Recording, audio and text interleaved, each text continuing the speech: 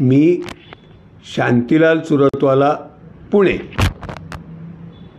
गेली 5, 50, 100 वर्ष महाराष्ट्राने ज्यांना ज्यांना उपजीविका दिली, ज्यांचं ज्यांचं घर चालवलं, ज्यांना ज्यांना दाना पाणी दिला, त्या सगळ्यांच्यासाठी मी बोलतोय.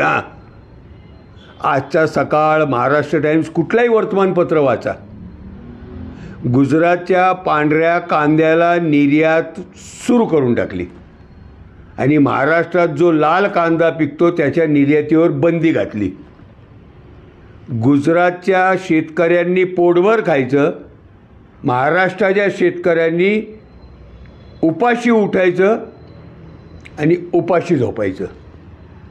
म्हणून मी गेली अनेक दिवस तुम्हाला सगळ्यांना हात जोडून विनंती करतो की आत्ताचं भारतीय जनता पक्षाचं नेतृत्व महाराष्ट्राला उद्ध्वस्त केल्याशिवाय राहणार नाही.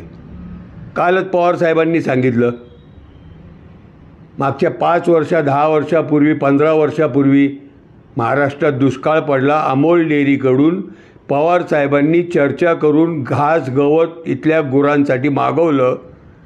मुख्यमंत्री त्यावेळेला होते नरेंद्र मोदी साहेब.